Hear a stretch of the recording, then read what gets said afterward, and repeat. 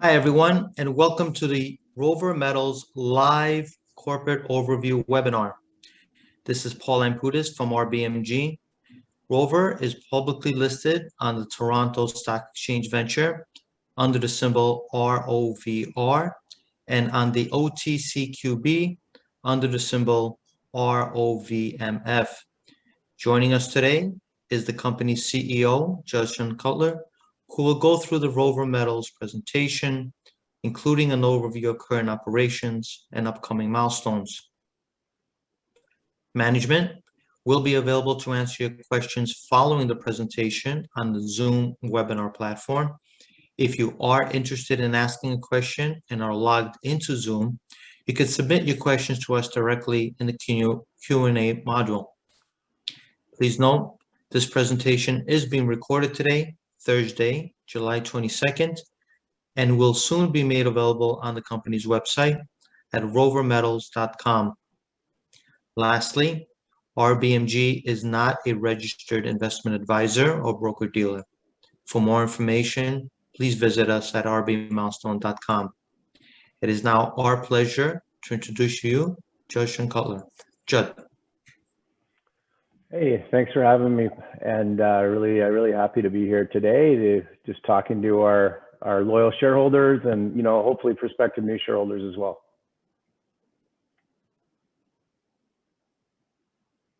So we're just going to jump into the presentation and give a corporate update as well, as we are in the middle of our summer exploration program up north. So Rover Metals, we are a Northern Canadian exploration gold company. What differentiates us from our neighboring miners is we have so far very high grade drill results and are a very high grade historical resource on our signature core asset, which is the Cabin Gold project. So just getting into the Cabin Gold project, we are in Northern Canada. This is the 60th parallel of Canada, and just sort of along, the southern part of the Northwest Territories, next to the major city being Yellowknife. We're on the major highway system, about 100 kilometers from the city. So just call it an hour and a half drive for all intents and purposes. So we own 100% of our Cabin Gold project.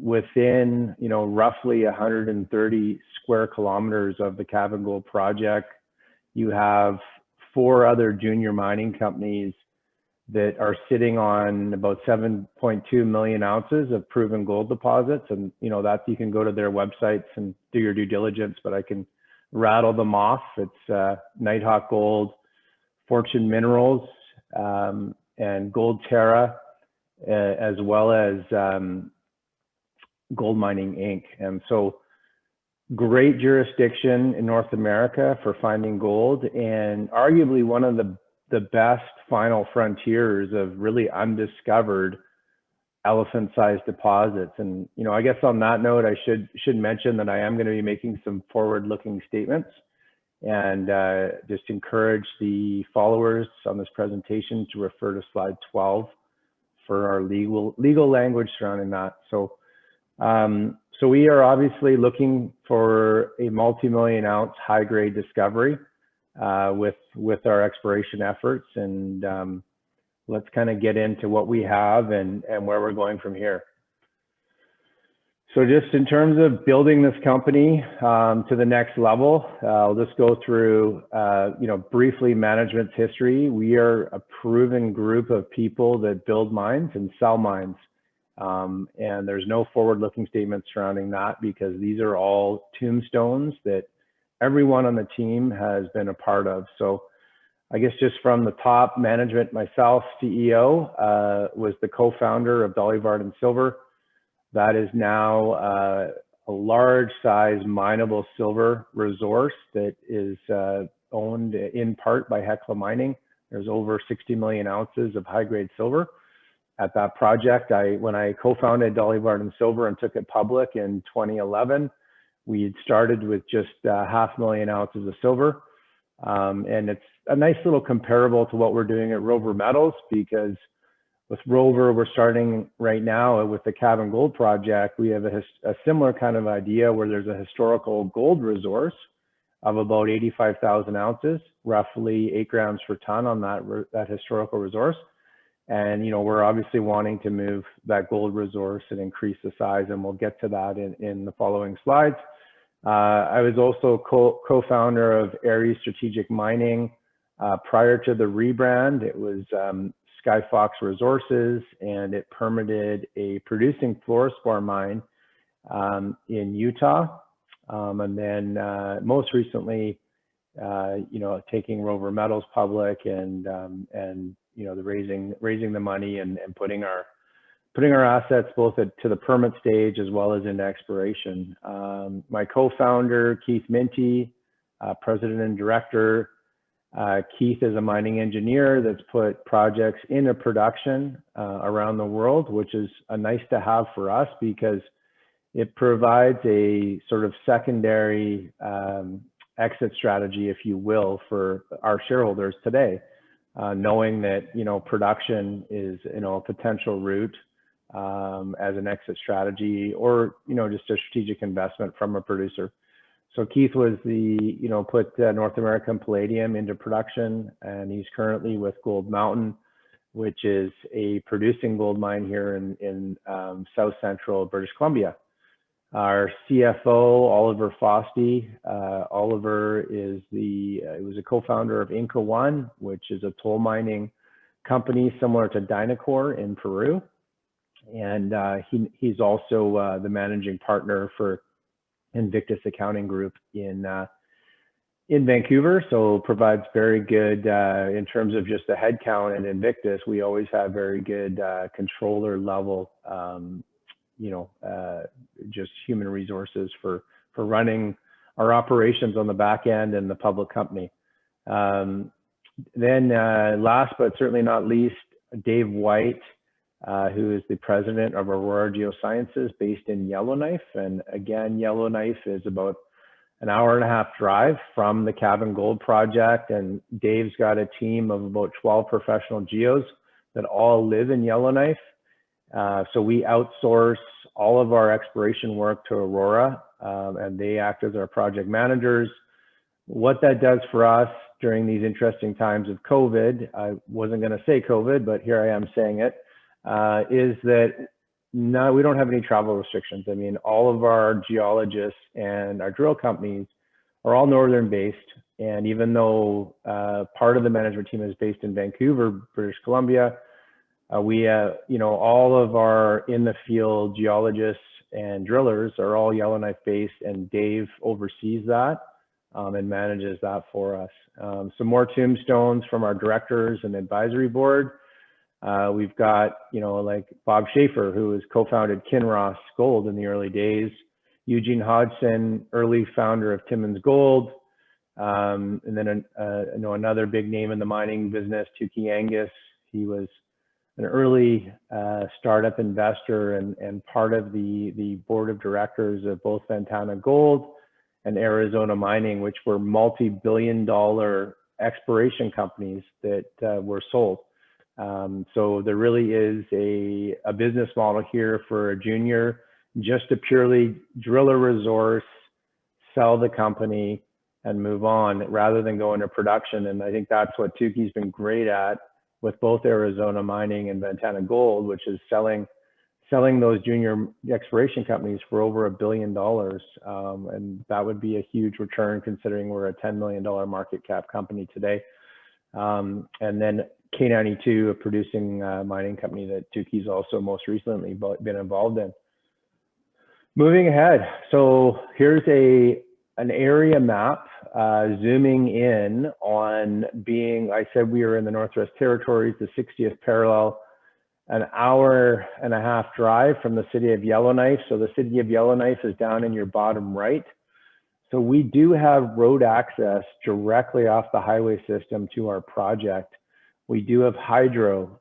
So a lot of the, you know, when a producing mining company looking for new projects. A lot of the items that they're looking for, which is, you know, green energy with hydro, infrastructure with roads, as well as access to readily available skilled labor. Well, the biggest employer in the Northwest Territories is mining, and the biggest city is Yellowknife. So we've got all those things as we develop this project to the next level. So just, you know, another, I guess, fun fact about our jurisdiction as we zoom in on the neighborhood here is there's 4 junior gold miners that are 5 to 10 years ahead of Rover Metals.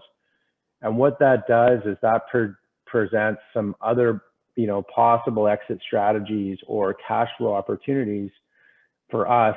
If we don't just sell the company or sell the project, we can, you know, essentially ship our ore to one of the new gold mines that will be coming online ahead of us in the next 5 years. And, you know, again, I just encourage investors to do the research. You can look at Fortune Minerals, you can look at Nighthawk Gold, you can look at Gold Terra, or you can look at Gold Mining Inc. And again, these are, when I talked about on the second slide, that there was, you know, within 130 square kilometers, there's current gold resources of 7.2 million ounces.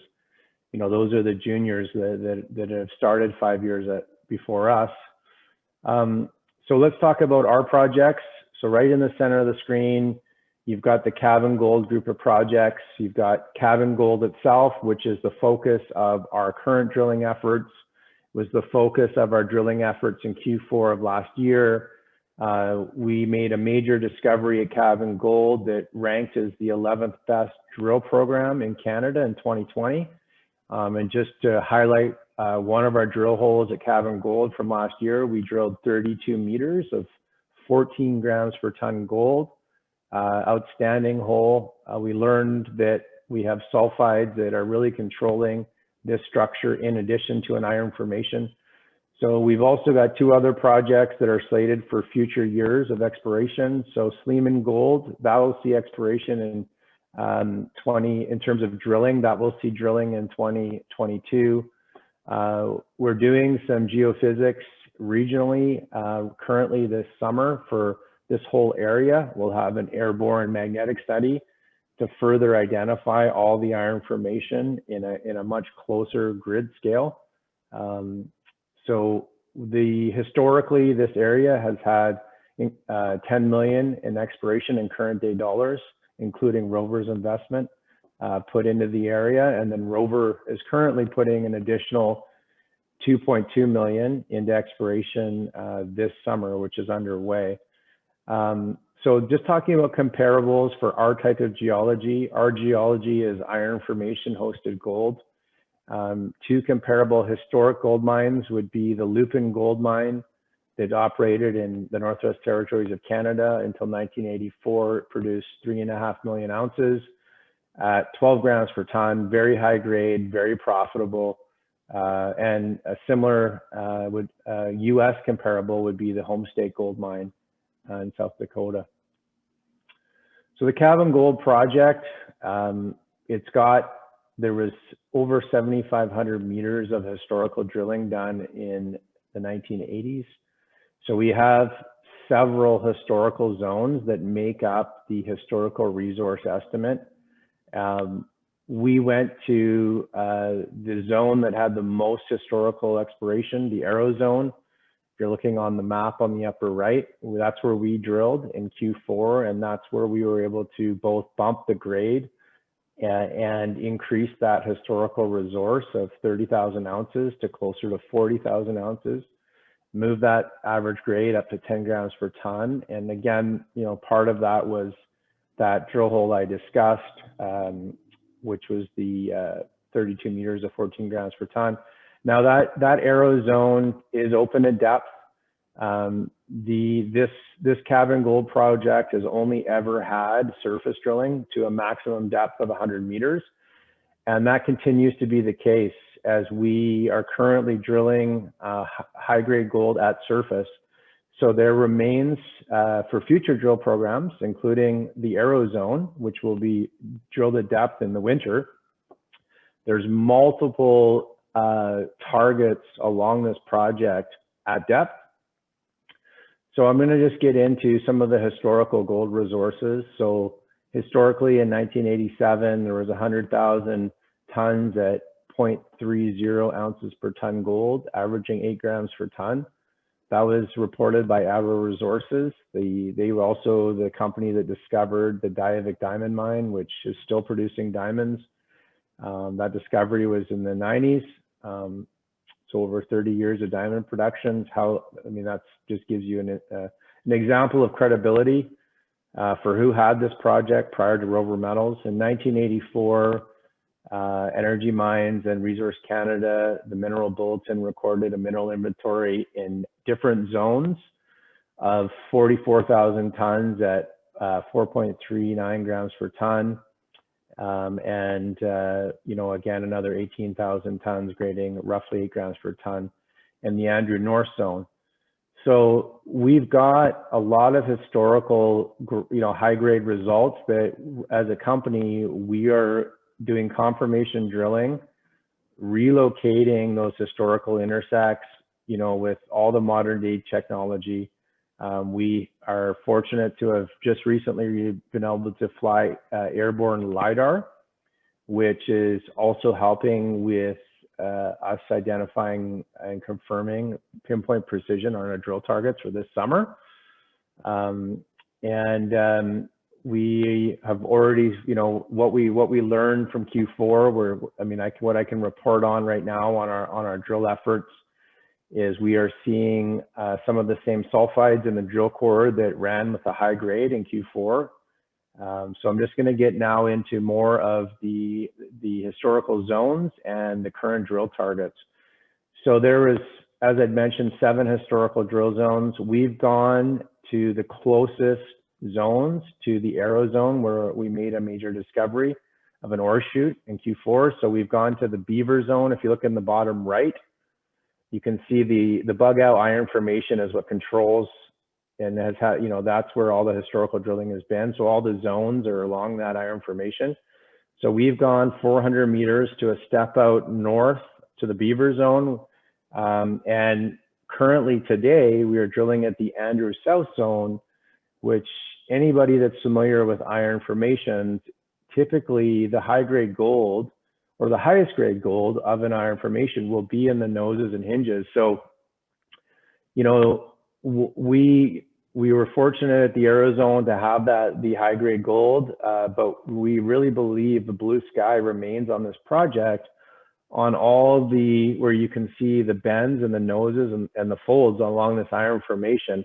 So that's where we're drilling right now at the Andrew South zone. I'm pleased to report that we've been able to intersect the 2 historic sulfide zones on our second drill hole. And we are now realigning the historical drill holes versus what we've found. And that is dictating the next 2 targets as we set up our second drill pad for the Andrew South zone. So we've logged sulfides, which is what we wanted to see, and all that stuff is off to the lab. So Rover, as we continue to increase this gold resource, I just want to show just a quick. I'm going to click through on what one of the ore shoots does look like on this project, so the audience can just kind of see what this looks like, because we are doing surface drilling. So you can see here's a great example of, we've done, this project has seen 100-meter drill holes, and the Arrow zone, here's an example of how this is plunging northwest and remains open below a depth of 100 meters. And so really what we're trying to do in our summer drill program here this year is find a secondary ore shoot along this bug out iron formation that is open at depth. And we believe if we get a secondary discovery of an ore shoot similar to the Arrow zone anywhere along the iron formation, that we then open up the mine life potential of this project that's getting to that 500,000 plus million ounce resource. And That's obviously the business that we're in. So I'm going to move ahead. So here's just some of the high grade for that zone that I just showed the video of. We have, Rover was able to increase that gold expansion by about 30% and increase the average grade by 2 grams per ton to 10 grams per ton. So we are now moving on to both the Beaver zone and the Andrew South zone. These two drill targets, these two zones, have reported historically greater than 30% pyrite, so sulfides.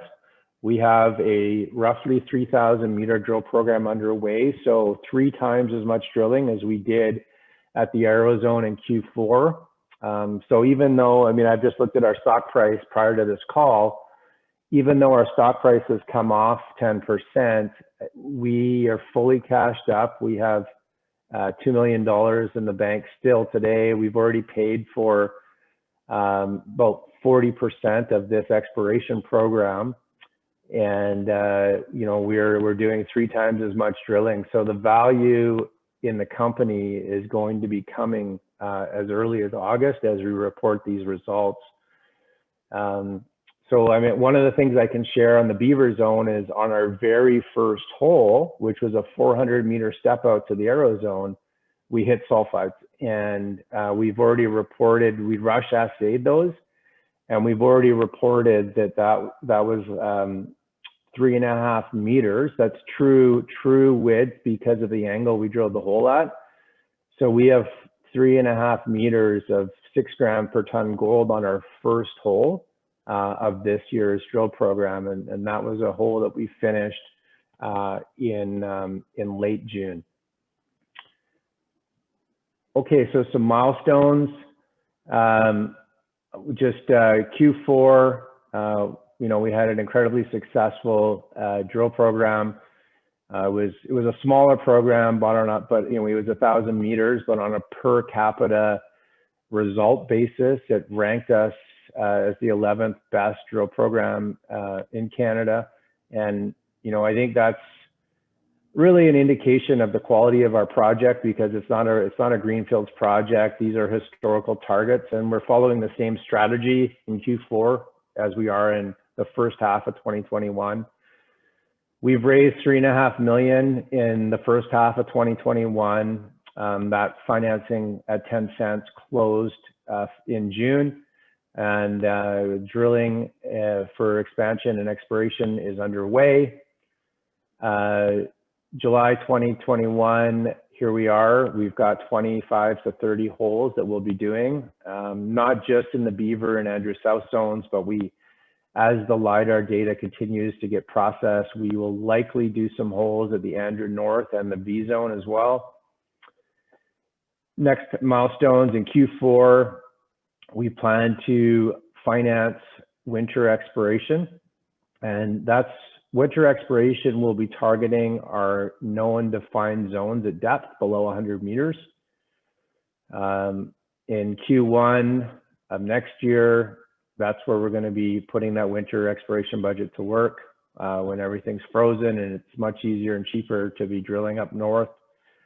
And then in the first half of 2022, we will be bringing our first maiden gold resource to market. And I think that's the big opportunity for the call today, is getting involved in the life cycle of a mining company.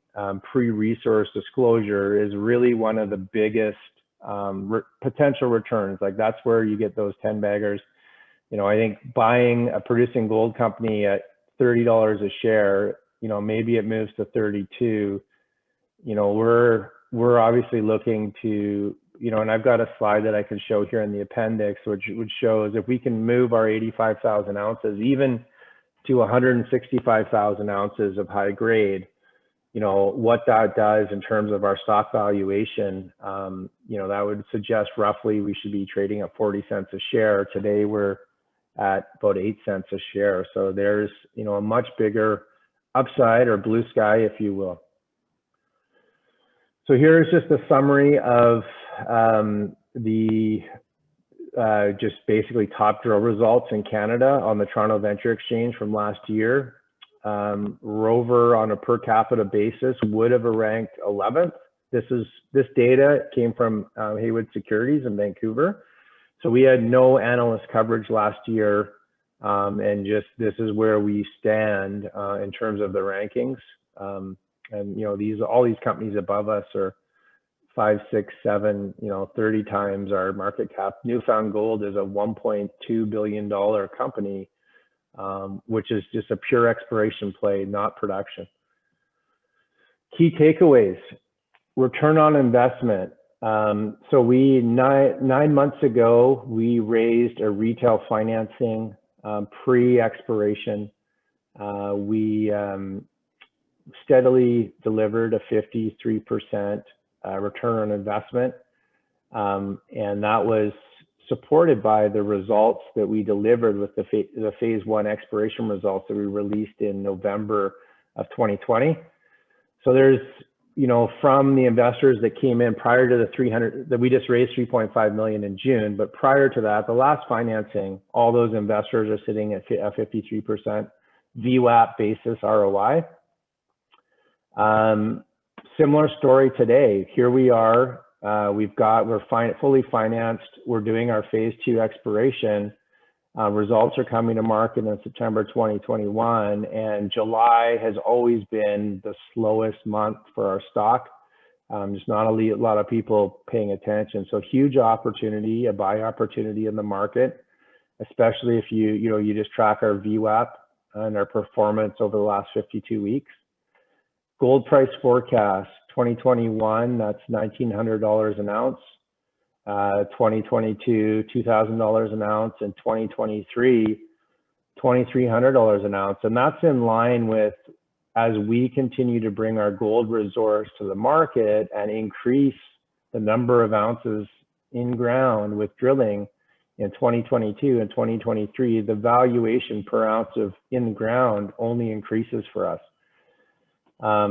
Another key takeaway is we have an independent analyst coverage now that started in Q2. And fundamental research, there's a link in the bottom right. You can click on that link, the Adobe, and view that report. They're recommending a buy on our stock of up to 18 cents a share. And so, right now, we are incredibly undervalued as a result. Our share metrics over the last 52 weeks, the high has been 13 cents, and that was surrounding the news release we made in November 2020 regarding the discovery of an ore shoot, high grade, at the Arrow Zone. The stock low is about 6 cents this time last year. Very similar story. July is a slow month. And fully diluted, you can see there. I'm going to talk about management, board, and insider ownership position. It is correct. That's pre-dilution. We're about 18% on fully diluted basis, including options and warrants. Management and the board and advisors are sitting at 21% FDE. Here's our legal disclaimer.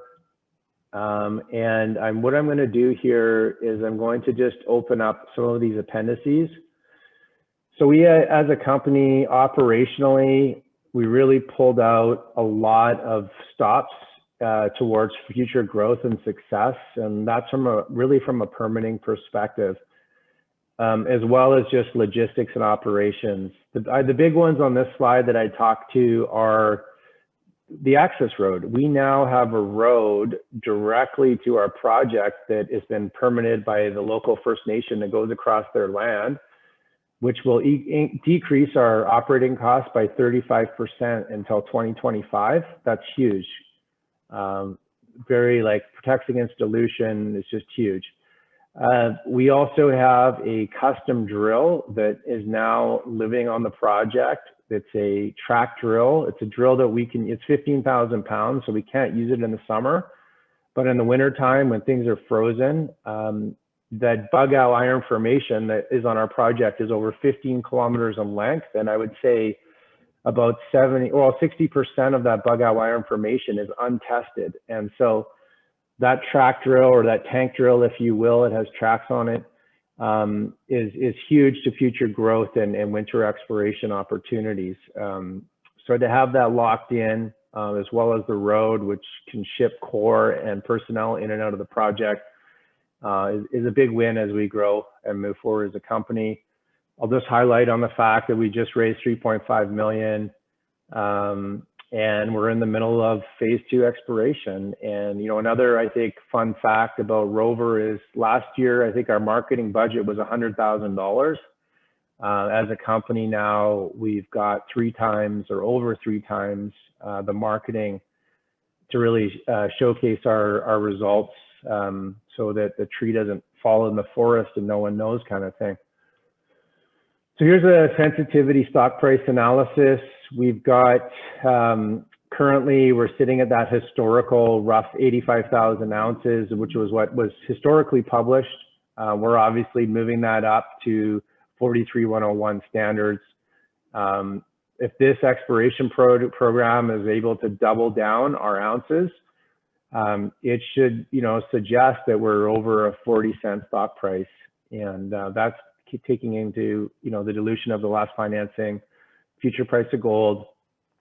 So some upside, you know, if we are successful in bringing an inferred category resource in 43-101 standard in the first half of next year, that shows the upside on our stock. Just this is a way to visualize a little bit of the drill targets that we've discussed in this presentation. You can see where surface is. You can see the arrow zone is very close to surface, as well as the beaver zone. These 400-meter, we did a 400-meter step-out hole. The first hole hit, and we're still waiting on the remainder of the assays, but just the rush assays have reported 3.5 meters of 6 grams per ton on a 400-meter step-out hole, which is great. In the Andrew South zone, which is where we're drilling today, this is a zoom in on the hinge. And historically, you could see they actually missed some of the hinge with the historical drilling. We've got high sulfides here, and we're doing, you know, 10 times as much drilling in this location as this zone has ever seen before. So this is our biggest target, if you will, of the program, the one we're most excited about. So, and then I believe that is the end of the presentation. So I'll just open that up for questions. Thanks, Judd. If you are interested in asking a question and are logged into the Zoom, you can submit your questions to us directly in the Q&A module. I will now start with the questions received prior to the start of this webinar, Judd. First question, what is the most difficult issue the company is dealing with currently? Well, I think it's the stage that we're at. We have an abundance of drill targets. The bug out iron formation is over 15 kilometers in length, and really, I think we're really wanting to, you know, define some zones, but also show the upside of this project. And so I think the challenge for us is really just being smart about our exploration targets, and wanting to really build a data package that brings the right type of strategic investor in to the next financing. And I think the good news is that a few lucky stars have aligned. We were able to get our LiDAR data yesterday. And that is going to be, as well as some, you know, some early assays, which we rushed. We did those rush assays I talked about in the beaver zone. And that's allowing our technical team, our PGOs, to really double down and pinpoint. As you can appreciate, some of these historical drill collars, they're over 40 years old. It's difficult to even locate them. And so, thankfully, we've done a very good job of the way we're doing our initial holes in these new zones is helping us realign the historical results and really drill very targeted and strategically. And I think, you know, that's just the challenge of any exploration company, is at the stage of company we're at, of being very wise with our dollars, just because 10-cent money is very dilutive to raise, because we raise all of our financings through equity, right? So hope that answers your question. Thank you. And can you tell us, has Rover published a resource to the market? We haven't, and I think that's reflective in our valuation. Typically, you don't get that, you know, like right now, a rule of thumb would be like $125 US per in-ground resource. You don't really get that rule of thumb, and that would suggest that, you know, we should be like a, a $17-18 million company today based on that rule of thumb. That rule of thumb doesn't really kick in until you're at that, 200,000 ounce plus. And so I think therein lies the investment opportunity, because we are undervalued just by stage of company that we're at. And as we bring our, in H1 of next year, we plan to bring that resource to market. And then I think that sort of dollar for dollar, 125 per ounce in ground, because we're super high grade, that will shine through in the market in more concrete terms in the first half of next year. So you've got a great story and a great buy opportunity until then. And what are Rover's plans on expanding drilling at potential new targets? And if you can just also on that, just provide more color on your financing plans into 2022. Absolutely. So yeah, we're as I mentioned, we're focused currently this summer on 2 zones, but we will likely take a couple, like 3-4 holes at, some of these other historical zones, like the V zone and the Andrew North zone, which is another nose hinge. But conceptually, with what we have now at both Beaver, as well as the Arrow zone, and as well as where we are today, the Andrew South zone, we will be looking to finance drilling at depth. This project has only ever had surface drilling to a maximum depth, a true depth really of only 70 meters, because again, these holes are all on angles. So this project will be financing deeper drilling in Q4, this Q4, with a much larger program anticipated in the winter time, which will help us. This will be the resource drill program as we drill these defined zones at depth, and then leveraging that Q1 2022 work into a resource disclosure. And can you speak about your share price, and if you can add some comment on the shorts?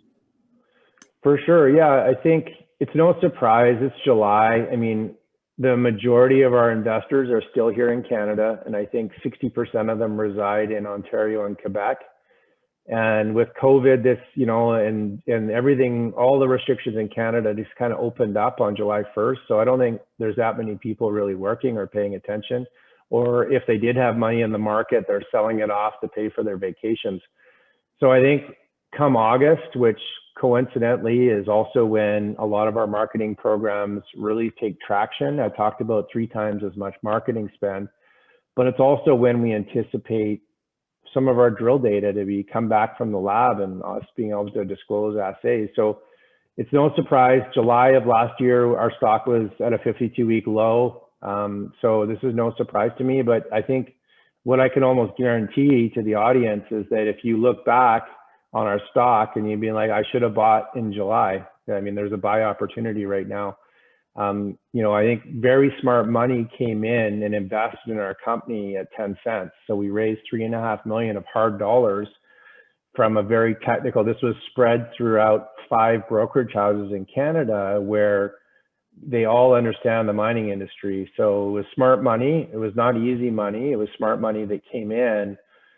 So we're trading, really undervaluation today. So that's my comment on the stock price. And so what was your other question there regarding the share price? It was shorts. Yeah, that's right. Shorts. We've got, there's 50,000 shorts right now at 9 cents. So, I don't see any issue blowing those shorts out of the water with, we got 2 million cash in the bank today. It's just, there's lots coming. Thanks, Judd. related to the price of gold and its movement. So if you could also add, what your thoughts are on the future, or just where gold might be going from here. But how sensitive are Rover's costs to operate? How sensitive are Rover's costs to operate to the price of gold? Well, that's not our business model today. We're really just a property development company. We're exploration. We're increasing the value in ground. So we're agnostic, if you will, to the price of gold. That being said, I think the last UBS report I read was that the all-in cost per ounce for producers is about $800 US that's their sustaining cost per ounce. So gold is still forecasted to go over $2,300 an ounce US in the next 3 years, where mining resources of these producers are still being drawn down to historical lows. And you can Google that on Kitco. It's been like, these are 12-year lows for any of the producers. So, I mean, I can already tell you that last week we had a due diligence call with one of Japan's largest mining companies that they're only looking in Canada and the US. Peru just nationalized, and they've got a socialist new government in. So we're in the right jurisdiction. Gold price doesn't really affect us. In the near term, our focus is proving ounces, and really the next steps for Rover in terms of share price would be an institutional investment, institutional analyst coverage, or a strategic investment from a producing mining company. And in the near term, that's what's most important to our stock price, not so much the gold price. Thanks for that. We're gonna have time for one more question. And this last one, it's actually two questions. I'm gonna couple in one. How long, and it's related to the miners, how long is a drilling season? And is Rover involved in Save Canadian Mining? Yeah, well, so our drilling season is really year round. There is a period of about 6 weeks when all the snow up north melts. That's called, essentially that period of 6 weeks, we can't do any exploration. It's just too wet. The preference, of course, for this particular project is to have 70% of the exploration done in the winter, just because exploration costs are 35% cheaper. No helicopter use of the ice road that goes to the main highway. The ice road is 40 kilometers. It connects right to the major highway system. So the preference is for winter exploration for some of the deeper drilling, the more expensive drilling. In terms of Save Canadian Mining, yeah, we support that. We believe that shorting in this for junior mining is really just as a wealth, destruction and an unnecessary. You have to throw a lot of marketing dollars sometimes to fight off those shorts, and so we support that initiative 100%. Thanks, Judd, and thanks everyone for joining today's webinar. Today's webinar recording will soon be made available on the Rover Metals website, again, at rovermetals.com. If you have any additional questions that have not been addressed on this webinar, please feel free to email us at rover@rbmilestone.com. Again, that's rover@rbmilestone.com. Thanks again. You're free now to disconnect.